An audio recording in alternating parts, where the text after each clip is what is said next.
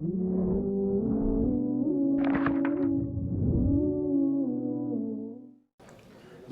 alhamdulillah, wassalatu wassalamu ala rasulillah. Allahun e falenderojmë. Salavatet dhe selamet Muhamedit sallallahu alaihi wasallam ja dërgojmë familjes së tij të pastër, shokëve të tij besnik dhe të gjithë atyre që e ndjekin rrugën e tij deri në ditën e gjykimit. Të nderuar vëllezër, Allahu subhanahu wa taala thot në Kur'an: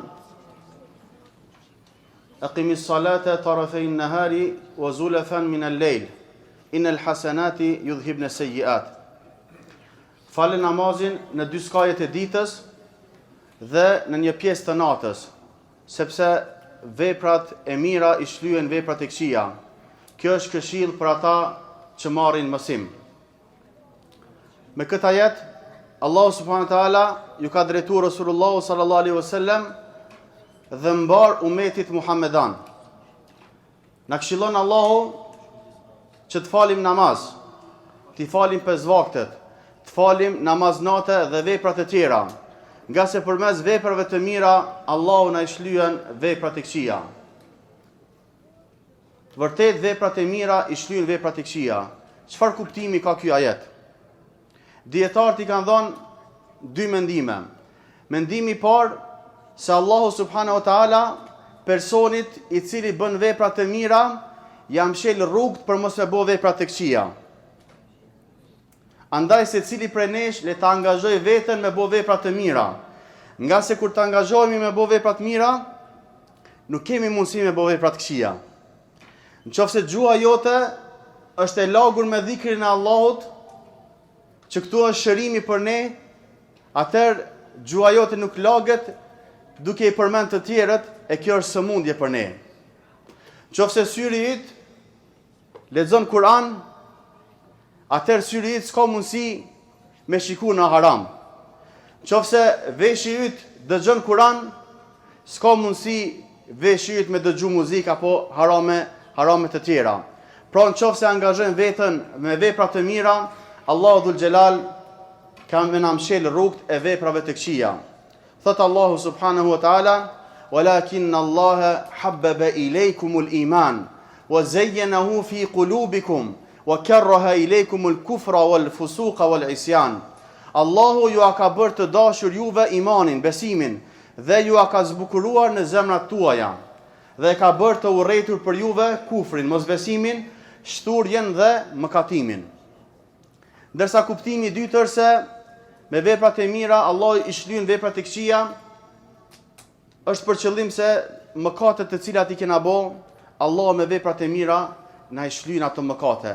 Jo vetëm mëkatet, po edhe ato gjurmët e mëkatit që na kanë mbet, Allah me veprat e mira na i shlyen. Në qofse si vepër e mirë është pendimi i sinqert, atëherë asgjë nuk mundet mi dal ball pendimit të sinqert. Përmes pendimit të sinqert Allah e fal shirkun, kufrin dhe çdo mëkat të madh. Mirë po nëse bëjmë vepra të mira, si namazi, zeqati, agjerimi, haxhi e kështu me radhë, atëherë që Allah të na shlyej mëkatet tona të vogla që kemi bë, kushtëzohet t'ju largohemi mëkateve të mëdha. Pra nëse u largohemi mëkateve të mëdha dhe bëjmë vepra të mira, Allah na i fal mëkatet e vogla të cilat i kemi bë. Thot Allahu dhul xhelal: "In tajtanibu kaba'ira ma tunhauna anhu nukaffir ankum sayyi'atikum wa nudkhilkum mudkhalan karima." Nëse ju largoheni mëkateve të mëdha të cilat ju a kemi ndaluar, ne ju a shlyem juve mëkatet e vogla dhe ju fusim në një vend fisnik, pra në xhenet.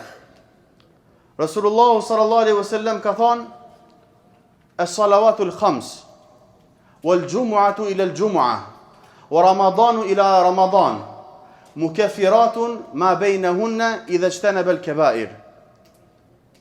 5 namazet, Gjumaja deri në Gjuman tjetër, Ramazani deri në Ramazanin tjetër, janë shlyerje mëkatesh, qofse besimtari ju largohet mëkateve të mëdha. Pra nëse dikush ka bën mëkat prej sabahut deri në drekë, me faljen e namazit të drekës, Allahu ja fal mëkatet. Dhe kështu më radh, domethënë 5 namazet.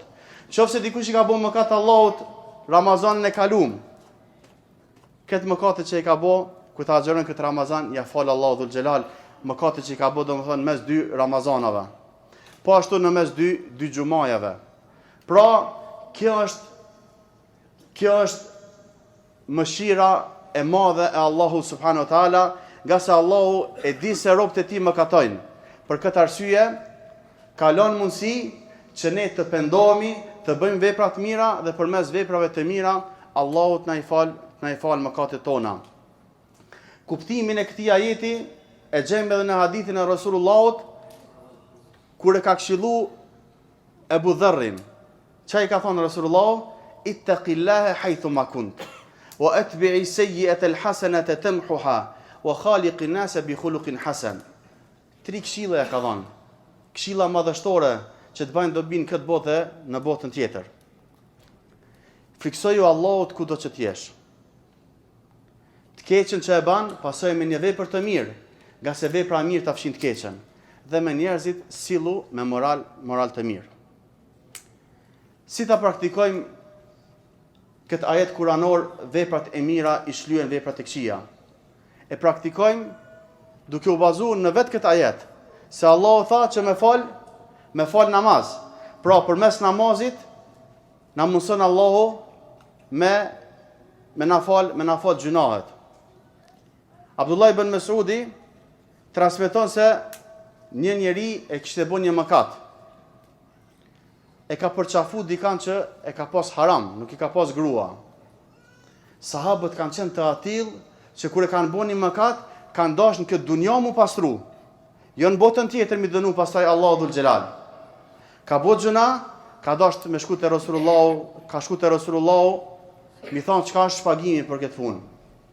Ka zbrit ajeti kuranor, aqimis salah tarafay an-nahari wa zulfa min al-layl innal hasanati yudhhibna as-sayyi'at. Falë namazin në dy skajet e ditës dhe në një pjesë të natës. Vërtet veprat e mira i shlyen veprat e këqija. Ky sahabi thot, a është kjo ajet i veçantë vetëm për mua? Thot jo, për mbar umetin. Pra Allahu dhul xhelal i ka lënë dyert e pendimit të hapura. E shtrin dorën e tij gjatë natës që të pendohet mëkatari i ditës. Dhe e shtrin dorën e tij gjatë ditës që të pendohet mëkatari i natës. E kjo domethënë ndodh deri kur të lind dielli nga perëndimi. Ne lutim Allahun dhul xhelal na mundsoj të bëjmë vepra të mira përmes të cilave Allahu na i fal mëkatet. Lutim Allahun dhul xhelal na i pranoj adhurimet që i bëjmë në këtë muaj. Walhamdulillahi rabbil alamin.